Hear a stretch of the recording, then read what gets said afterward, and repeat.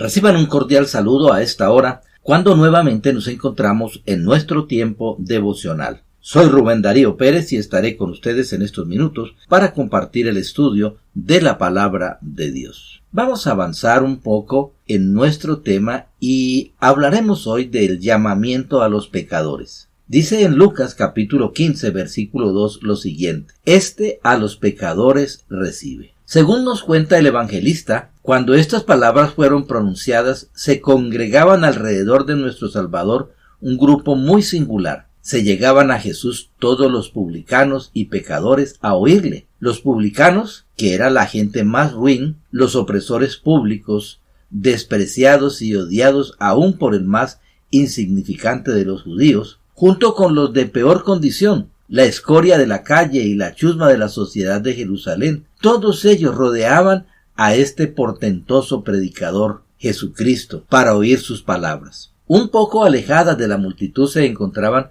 unas cuantas personas respetables que en aquellos días eran llamadas escribas y fariseos, hombres muy estimados en las sinagogas como gobernantes, administradores y maestros. Estos miraban con desprecio al predicador y lo observaban con rencor por ver si lo agarraban en alguna falta. No podían encontrarla en él, pero la hallaron fácilmente en la congregación. Su comportamiento hacia los que le rodeaban escandalizaba por completo la falsa idea que tenían de lo que debía ser el trato social, y cuando vieron su afabilidad para con los de la peor calaña, que dirigía palabras cariñosas a lo más ruin de la raza, dijeron con intención de deshonrarse: bien, que este era su más alto honor, a los pecadores recibe. Yo creo que nuestro Salvador no podía haber deseado mejor frase que esta para definir clara y concisamente lo sagrado de su misión. En el retrato exacto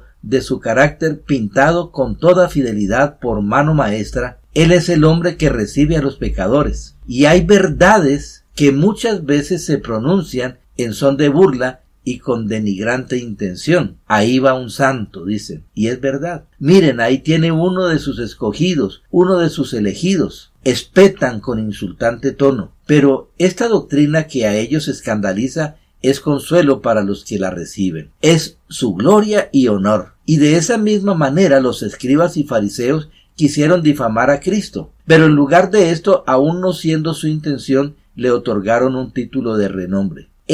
A los pecadores recibe y con ellos come. Hoy quiero dividir este devocional en 3 partes. Primero, la doctrina de que Cristo recibe a los pecadores es una doctrina inspirada. Segundo, el ánimo que ella infunde a los pecadores. Y por último, la exhortación que naturalmente nace de ella dirigida al pecador. Primeramente, vamos a hablar de la doctrina. La doctrina no es que Cristo recibe a todo el mundo, sino que solo a los pecadores recibe. En una conversación corriente entendemos que en esta expresión estamos incluidos todos, y está muy en boga hoy en día al ocultar nuestros pensamientos diciendo que somos pecadores, cuando estamos plenamente convencidos de ser caballeros respetables, personas de categoría, que no hemos roto un plato en toda nuestra vida. Es una especie de confesión formularia la que los hombres hacen cuando dicen que son pecadores, tanto si emplean una fórmula como otra, o la repiten con palabras de una lengua extraña, porque no sienten una profunda y sincera contrición.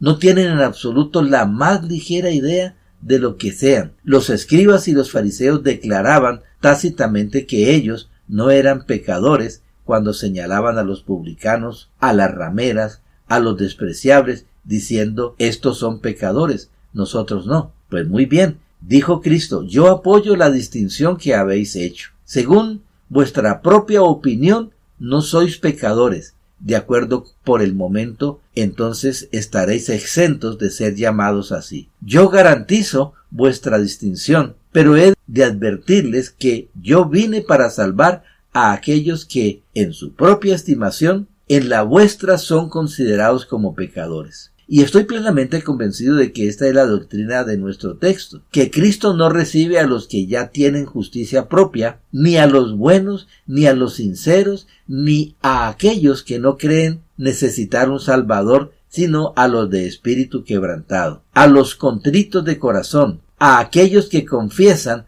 haber quebrantado la ley de Dios y merecido su enojo. A estos, y solo a estos, Cristo vino a salvar. Y vuelvo a afirmar lo que ya tratamos en ocasiones anteriores, que Cristo murió por estos y por nadie más. Él derramó su sangre por aquellos que están dispuestos a confesar sus pecados y que buscan misericordia en las venas abiertas de su maltrecho cuerpo. Por nadie más se propuso ofrecerse a sí mismo en la cruz. Así que observemos, queridos amigos, que Dios hace una muy sabia distinción al complacerse en escoger y llamar a los pecadores al arrepentimiento y solo a ellos. Y por esta razón no son los que acuden a Él. Nunca se ha dado el milagro de que acudieran a Cristo un hombre con su propia justicia en busca de misericordia. Solo los que necesitan un Salvador son los que van a Él. Y es lógico que los que no se consideran necesitados de un Salvador no se acercan a su trono, y es en todos los sentidos suficiente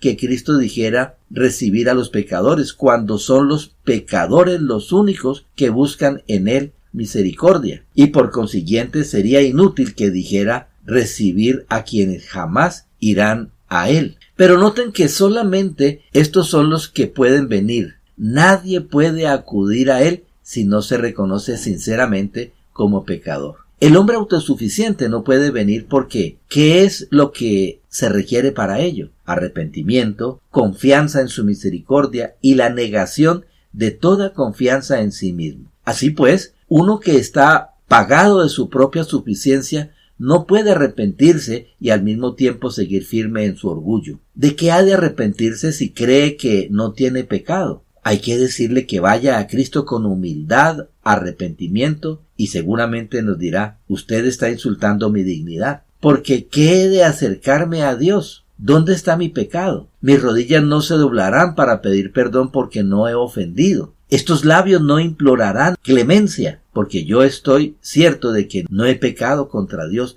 no necesito su misericordia. Así que la propia justicia del hombre no puede venir a Dios porque el venir implica que ha dejado de ser justo. Ni tampoco puede poner su confianza en Cristo. ¿Por qué habría de ponerla? ¿Voy a confiar yo en Él si no lo necesito? Si yo soy autosuficiente, no me hace falta ningún Cristo que me salve. ¿Cómo pues voy a acudir con una confesión como esta? Nada traigo en mis manos a tu luz, podríamos decir como este hombre. Cuando la traigo llenas, ¿cómo podré decir lávame si creo que estoy limpio? ¿Cómo diré sáname cuando creo que nunca he estado enfermo? ¿Cómo clamaré Dios mío, líbrame, dame la libertad si creo que jamás he estado cautivo ni jamás serví a nadie? Solamente el que siente su esclavitud a causa de la servidumbre del pecado, el que se siente enfermo hasta la muerte a causa de la convicción de su culpa, el que sabe que no puede salvarse a sí mismo, es el que puede confiar en el Salvador. Dejemos nuestro tema aquí y mañana continuamos. Le invito para que elevemos una plegaria al Creador en esta hora.